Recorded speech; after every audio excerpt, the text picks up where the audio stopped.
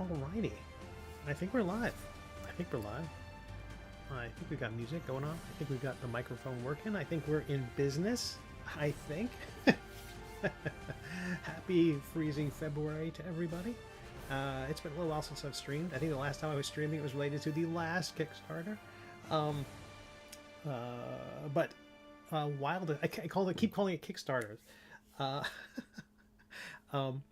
My last crowdfunding was, I think, when I was last streaming.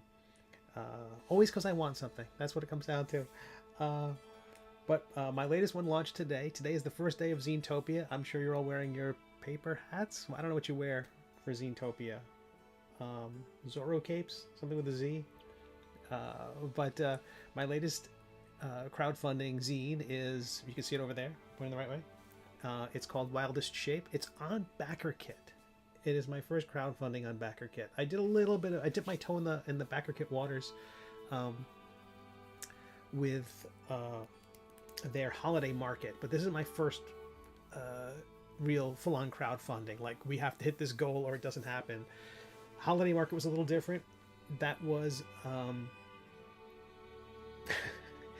that was kind of like setting up a storefront on BackerKit, which made me more familiar with their crowdfunding platform and their tools.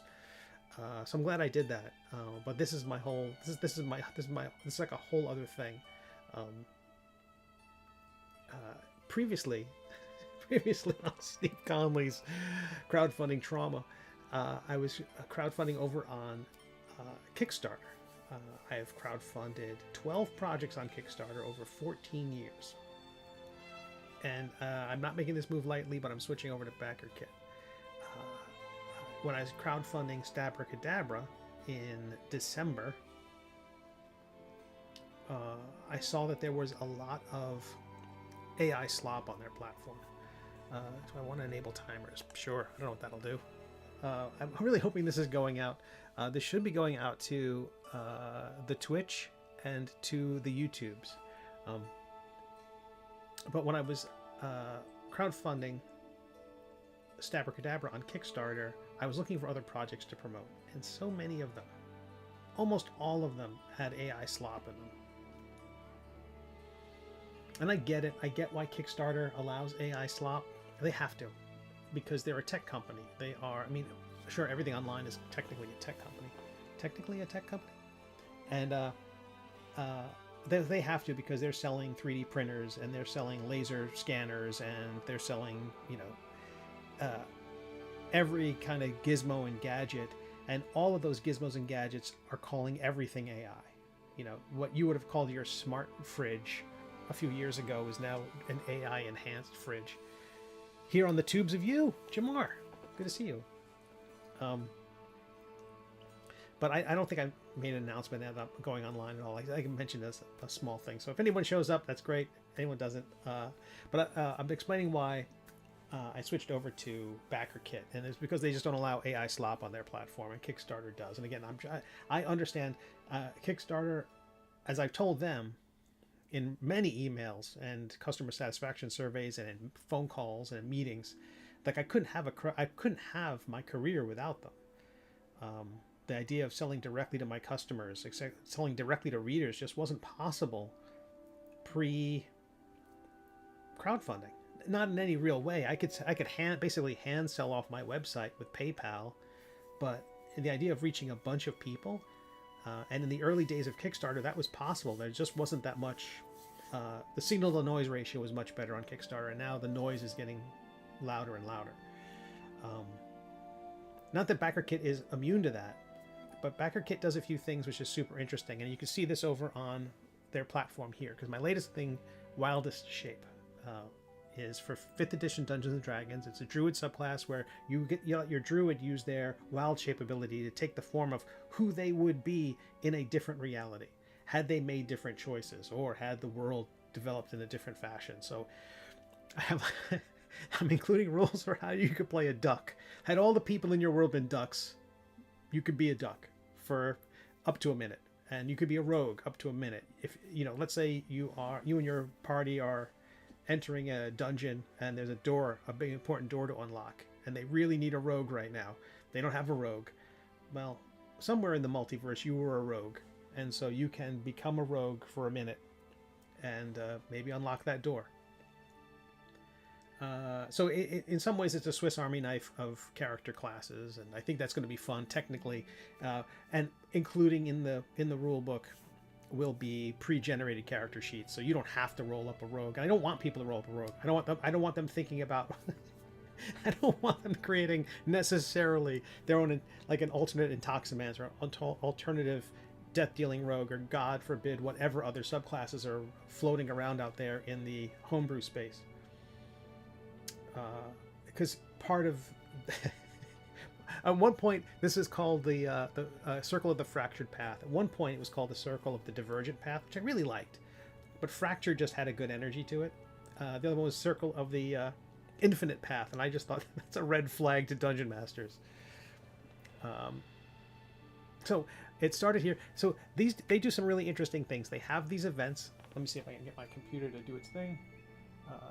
I have no idea if this feed is live. Oh, see, it is live, but it's not updating on the fly like Kickstarter might. But they have a thing called a backer train, which is a lot like a train in Twitch, where backers keep contributing over a certain amount of time, and it keeps the train going. The train, I think, in Twitch rewards participants. I don't think the train in Twitch does. It's more of an enthusiasm thing, and I think it does things like it'll show it, highlight it on the homepage of Backer Kit.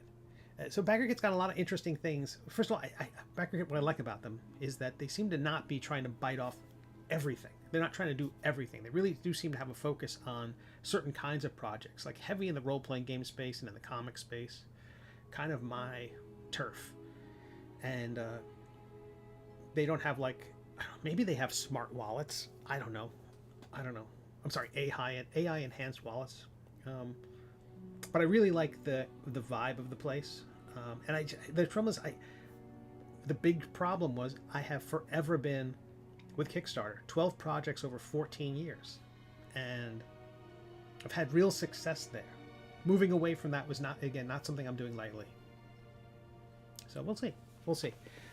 This is super interesting. I have not fulfilled Stabracadabra while this campaign is live. So I'm still working on Stabracadabra while I have this. I had to shift gears from Stabracadabra to work on that piece of artwork you see, pointing the right way, that piece of artwork you see there. And it is not done. There's more to tweak. I have like written everywhere, not the final, not the final piece. Like it's working. Everything's a work in progress there. But also what's really interesting, another nice thing about Backer Kit is it's not making my phone light up. When you crowdfund on Kickstarter, they have the app and your phone lights up during the entire campaign. And I find myself looking at my phone a lot. And like I'll get a text message from my cat's veterinarian, and I'll be, oh, you're not a backer. It's something like that, where it's like you're, it's just a different emotional roller coaster. And also, I think what I like about Backer Kit is there doesn't seem to be an internal messaging system. That internal messaging system can be super useful in Kickstarter, because occasionally, I'm looking at you, Apple. Apple has set up this thing, Hide My ID, where when you register on a website, you don't want to use your real email address. You use this kind of alternative, procedurally generated email address that Apple provides you, and then Apple relays that. I think they used to call it relay. They relay that email to your, that messages sent to that randomly generated email address to your actual email address. But a lot of actual email addresses and email service providers view that relay as spam, and so people don't get their messages. I understand why people don't want to be on mailing lists, but I mean, that's what AOL addresses are for, or something like that. Or just upgrade your spam protection on your email provider, like include more spam blocking words. Like if anyone sends anything with the letters NFT next to each other, it immediately gets blocked on my email. Immediately put in the junk folder.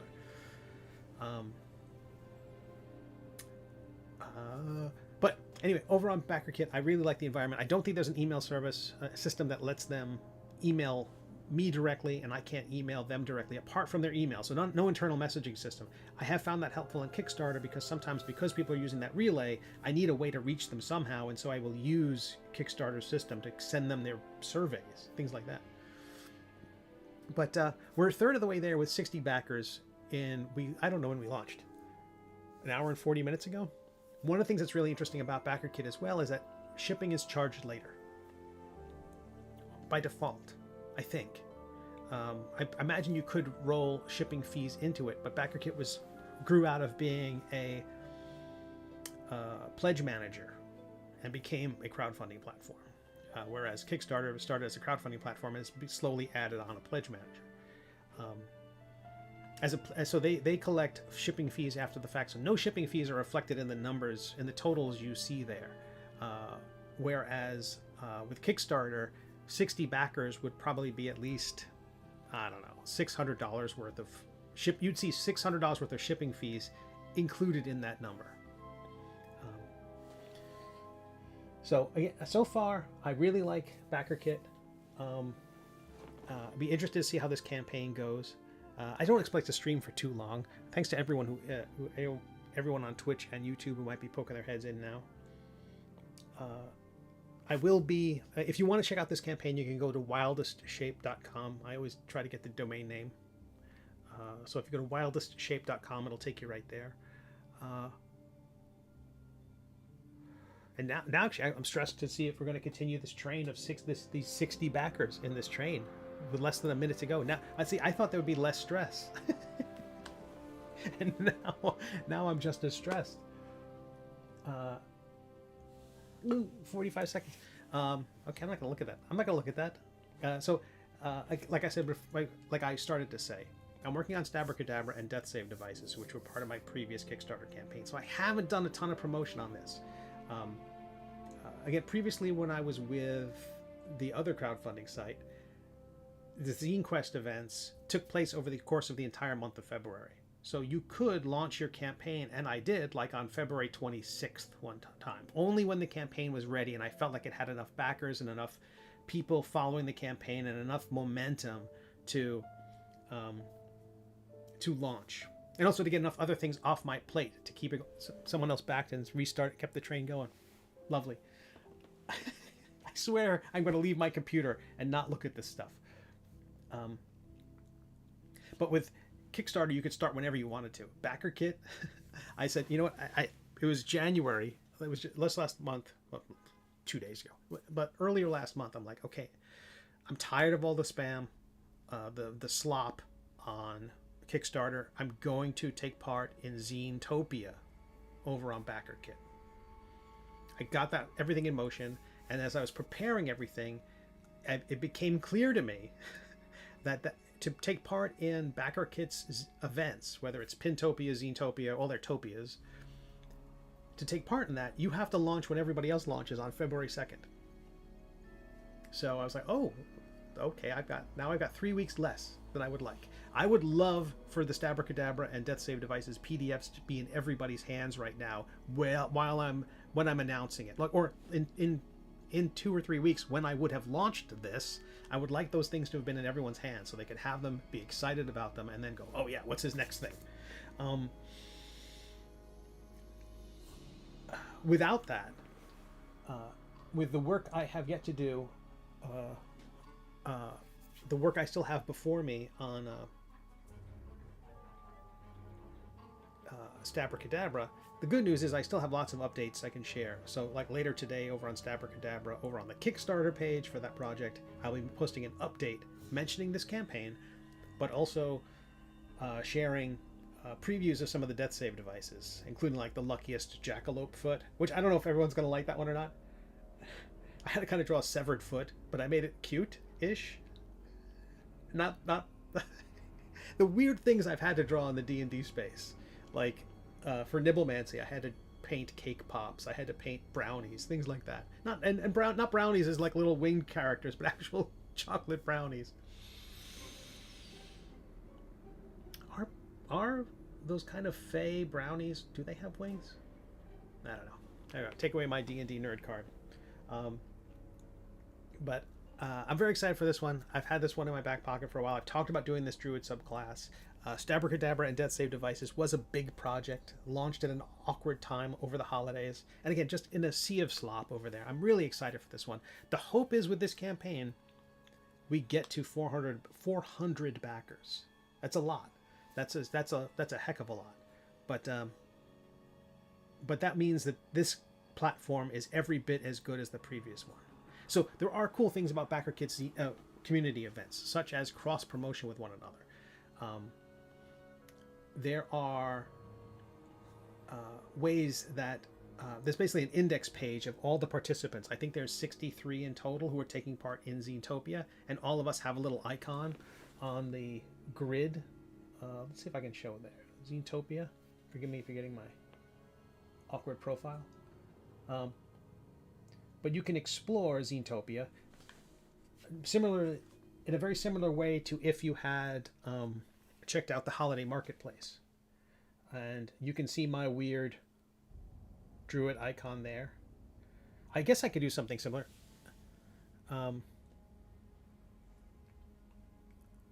Like a lot of these, I don't know. I think this is a very weird icon. I can imagine changing it to something a little more poppy on the page. But this is filtered by category. I think there's only role-playing games. Oh no, there isn't. So hopefully I'm in the right category. That was one of the mistakes I made. I didn't include myself. And Matthew's writing, no more miniatures. I have created a miniature for this project, but it's not. I don't think it's ready for prime time yet. I may have to create that. Yeah, I can create a tier. This is something that takes me forever, is to create these graphics. Jamar on YouTube asks, as a player, what is your favorite class? As a player, I've been playing a lot of rogues lately. I kind of like Bard. I like Wizard. I like them all. I don't know if there's one that I don't like. The class, it's not about the class for me as much as it is the character. The role-playing part interests me way more than the game part. I often pick a character class that acts as a force multiplier to the party. So usually that means a healer. If nobody else in the group wants to be a healer, I'll put on the scrubs and take care of that.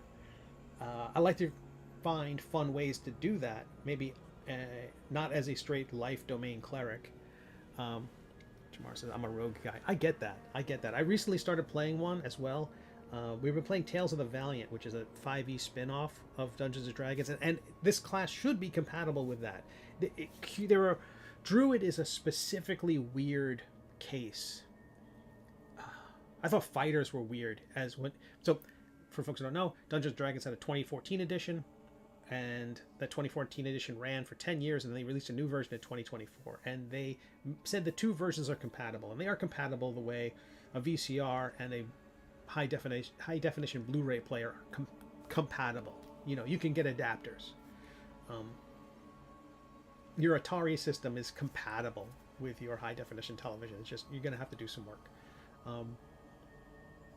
But they changed some of the mechanics of the class. Like one of the versions of in 2024 of Druids allow wild shaping more liberally. You could do it more often. I think you could sacrifice a spell slot in order to get an additional use of your wild shape ability, which I think what they were trying to do is trying to make the scenes from the Dungeons & Dragons movie make sense, where you had the druid changing form to form to form to form.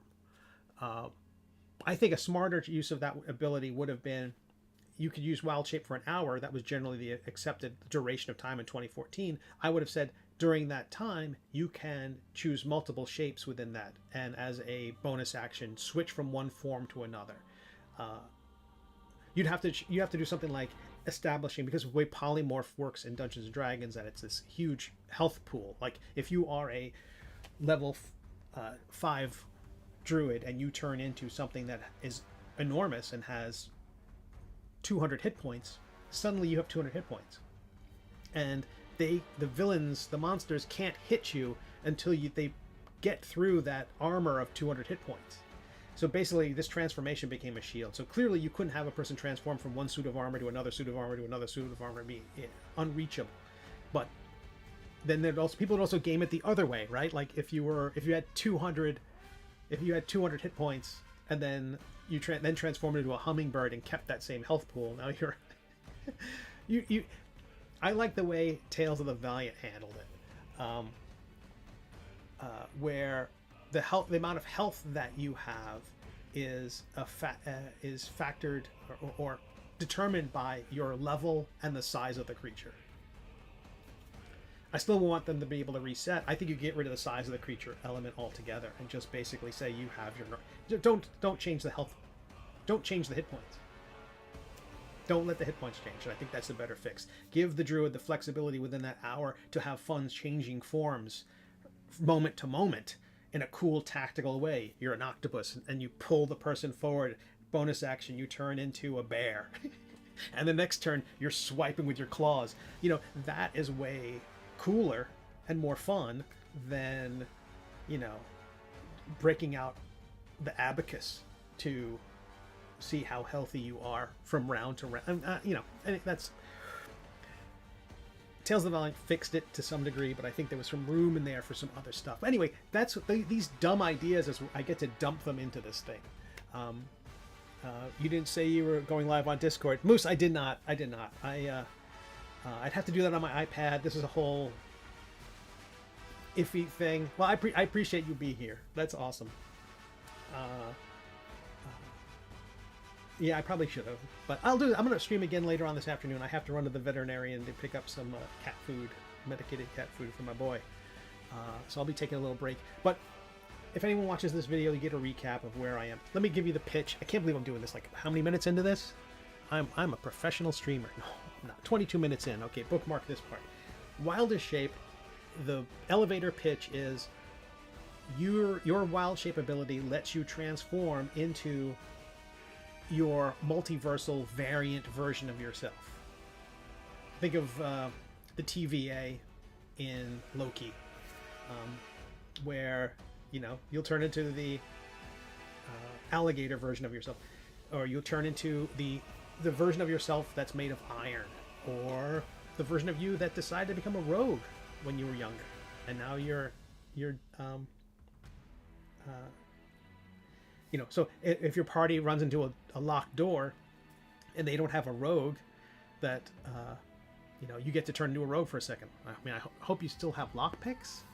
I haven't decided what you do with what you do with the items on your person when you transform.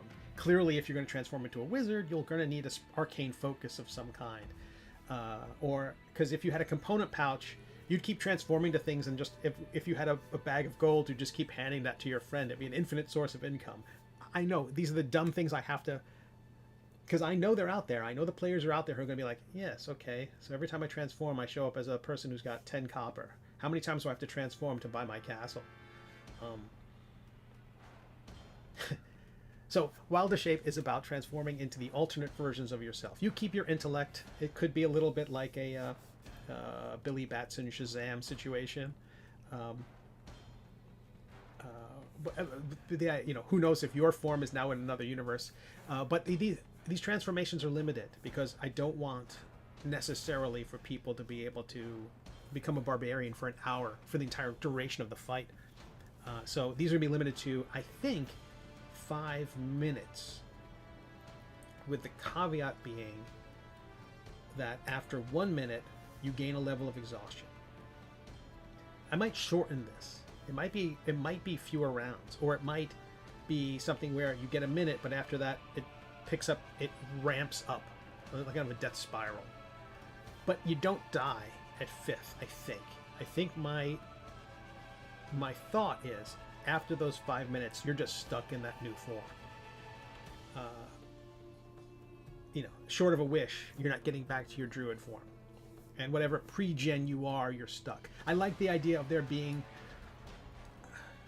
It's that joke in the D&D movie where they get to ask the undead 5 questions. That's pretty arbitrary. And I want to change the arbitrariness of it. I want to make it feel like you can change when you want to change. You can revert back to your normal form when you want to. There's a cost if you don't.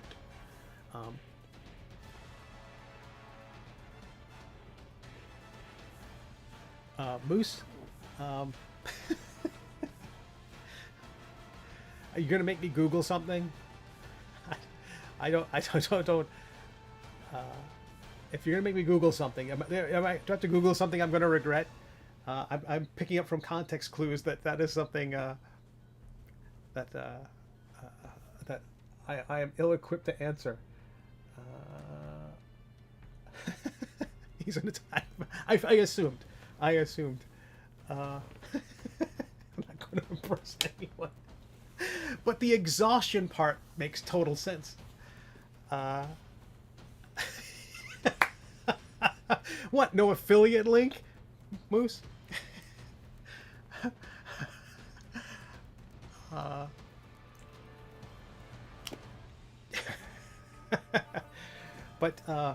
But I'm excited for the subclass. As I've talked with people about it again, I wasn't able to do any conventions starting in August because of a leg injury, but I was at Central Florida Comic Con a few weeks ago, and as I talked about this class, eyes were lighting up. People were excited about it. When I went to Central Florida Comic Con, I was selling my previous books. I really like how these turned out. I had to put these together in a bit of a... this is the first piece I had done. I thought it captured the concept pretty well. I like to have those little illustrations at the beginning of each book that kind of set the tone. But when I was selling my previous books at Central Florida Comic Con, the ones that get people... I feel like I have to describe the books to people in a certain order. Intoximancy is a real easy sell. You're a drunken wizard. Death Dealing at a Comic Con makes a lot of sense because I say a card throwing rogue and they're like, oh, like Gambit? I'm like, kind of. More like Ricky Jay and his 52 assistants, but we'll get. Nibblemancy, again, a cooking and baking wizard.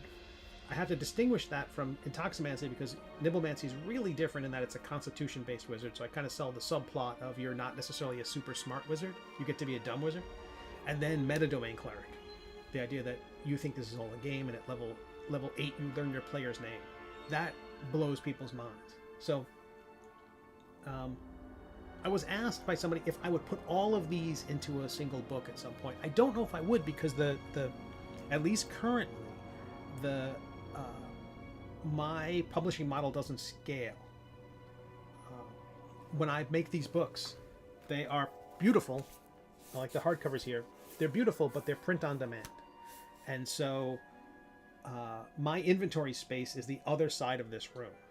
If I turn the camera around, you would just see shelves and shelves full of books and packing materials, and cutting boards and art prints and portfolios and all sorts of stuff. So basically the fulfillment has to take place in this single room until my business grows to the point where I have an actual dedicated, more than this as a dedicated fulfillment center. I've got a guest bed that's over here, which has a board on it. And that is my shipping center. I really like the height of it. It's I thought about getting a shipping table. Those are like $800, and this at least, if company comes, I can, take the board off and sleep there. So at least it has multiple functions, and it's elevated off the floor. I got storage underneath. So this whole room, apart from my kind of resources back here, like reference material. This whole area is just set out as maximally as I can. If I were to put these into a single book, that book has to be printed overseas, and I have to print a lot more of them, and that would take up most of this room. A thicker book and higher quantity, this is a slab concrete floor, thankfully, but I'd start worrying about structural things like getting things through. Man, a lovely number of backers coming through. This is what I was most excited about with Backer Kit, because it's Zenetopia, because it's a new environment that I haven't been in before, and because it's an event with cross collaboration. They have done something super interesting with this. That's me. And I'm going to be giving away my the first collection of the Middle Age as a digital book to everyone who backs this campaign as well. I feel like that's a big deal. I got into the RPG space in order to promote my comics to some degree. No, that was definitely a subtext of this. Oh, I'll go over and I've shown my work to comics fans for 5 years. Let's see if the gaming world would be interested in this. And I thought there would be some interest, so I got to give my book away to everybody. But what they have done is, if you back 5 different projects on BackerKit, you get a digital zine that they're going to produce. And each one of us who are contributing will put a page in there. And that page is going to be exclusive to that zine.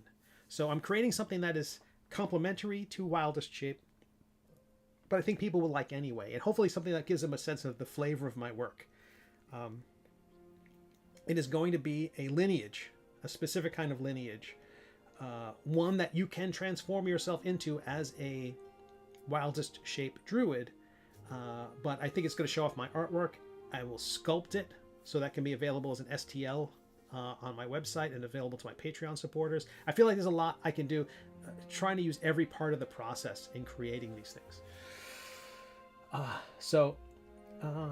Super excited. 64 backers, the hype, the train, the backer train keeps going.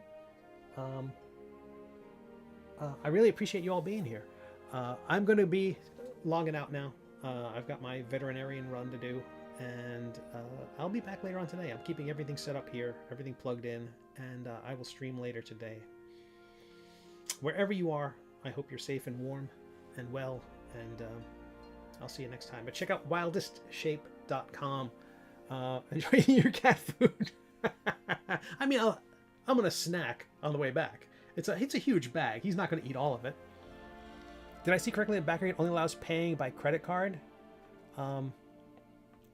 MJD820 asks. Okay, someone else was. That's a spam thing. MJD820 asks, did I see correctly that BackerKit only allows paying by credit card? I don't know. I use a credit card to pay for them, but this will be available via PayPal. All of these are available eventually via PayPal on my own website, and I don't know what forms of currency DriveThruRPG takes. If you wanted the PDF, you could, if you're just interested in the digital versions of my zines, DriveThruRPG, whatever currency they take, and my own website takes PayPal, which takes a bunch of credit cards as well. And I think I might be expanding that to other payment systems as well, but I can't tell you, MJD, what they do, and also might be different based on where people are logging in from. I imagine that's the case, but thanks so much. I really appreciate it. Oh, and you asked specifically about the PDF. The PDF will be available on my website, but usually it's after all the stuff gets shipped out. And the delivery calendar for this project is going to be shipping these things out in March and April, with the physical books going out in May, maybe sooner. But my focus right now is production on Stabracadabra and Death Save devices. So those will be going out to everybody, and I'll be telling all those people as they receive their PDFs and things, hey, go check out Wildest Shape. So I'm hoping this thing's going to have a lot of life and excitement over the entire course of Zinetopia. But much more to do. I'll check your website. Thanks. That's fantastic. I really appreciate it. Everybody, you are lovely. 65 backers. How about that? That's great. I hope it keeps going. It's a backer train of 65 people, meaning every 10 minutes at least one new person signed up. I'm really hoping this keeps going. Wow, that's lovely. I will see you all later.